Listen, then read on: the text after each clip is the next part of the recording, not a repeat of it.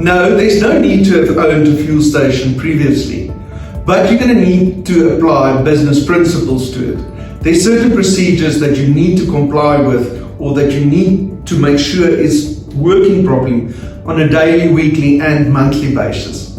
Fortunately, there are companies out in the market that do consulting services in this regard that can hold your hand and take you forward.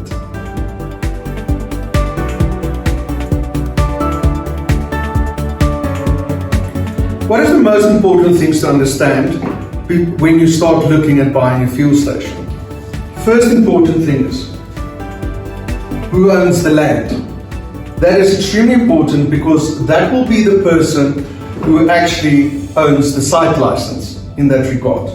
Then second component that you need to have a look at.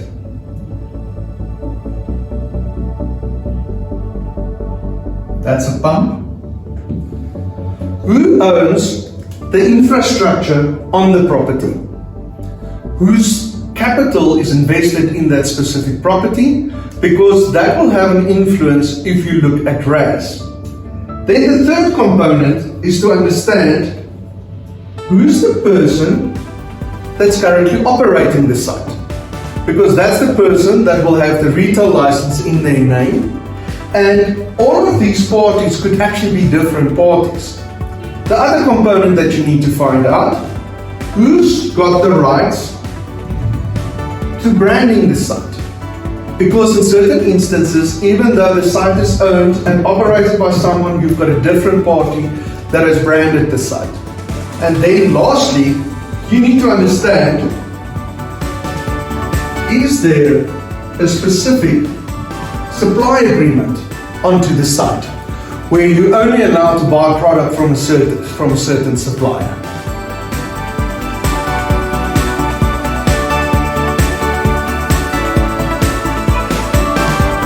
A retail license is the right to retail on a specific site. Again, it's site specific. So this retail license and the site license is linked to each other, but this will be in the person that is operating the site, it will be in its name.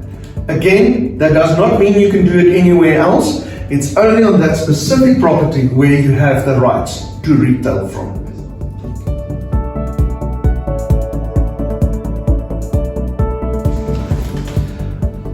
Oil major fueling stations needs to comply with the rules of the oil major.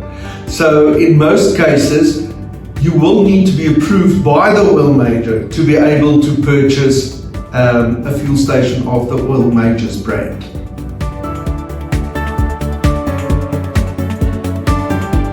"99.9% of the time, yes, there is.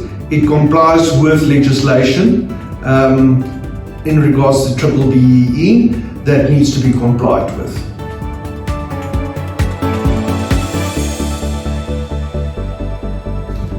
There's not so much hidden costs, but there's unfortunately something that people do not understand, and I've seen it so many times.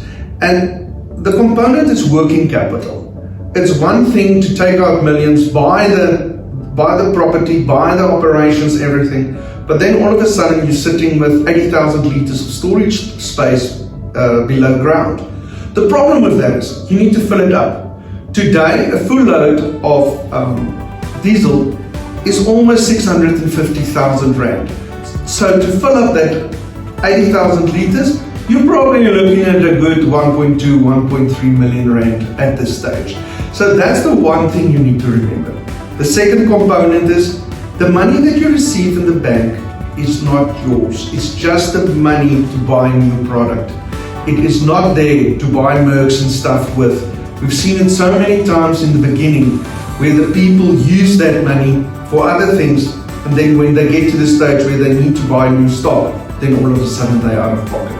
So in the whole petroleum industry, I would say that is the biggest risk that we work with.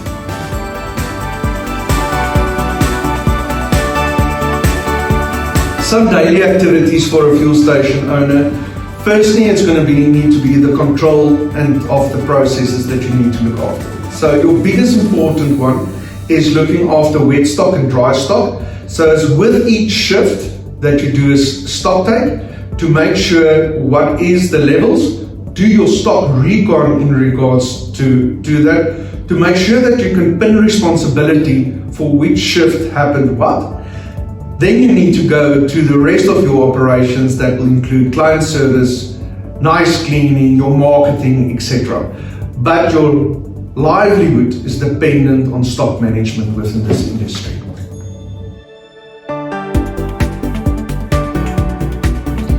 An environmental exemption letter normally states the amount of litres that is allowed on that specific piece of land that is authorized by the Department of Environmental Affairs. The reason for that is just to make sure, because you can contaminate the ground with petroleum product, to ensure that they keep and manage all the operations on a specific site, because petroleum product can contaminate the ground and have devastating environmental effects.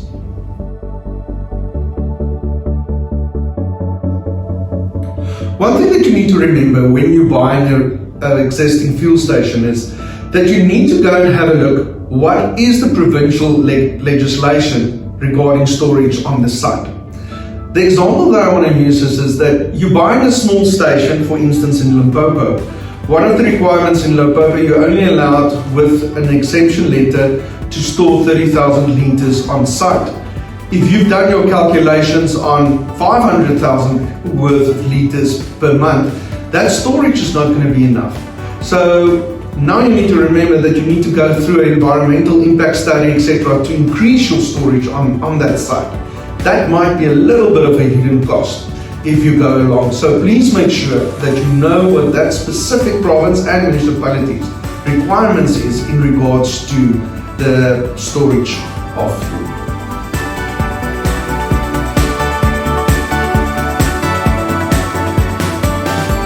There is a lot of brokers in the industry as well that specializes in fueling stations. But you're more than welcome to contact us. There is, because we're in the industry, a couple of stations that comes over our table, and we love introducing clients to fueling stations because we're just building friends in the industry.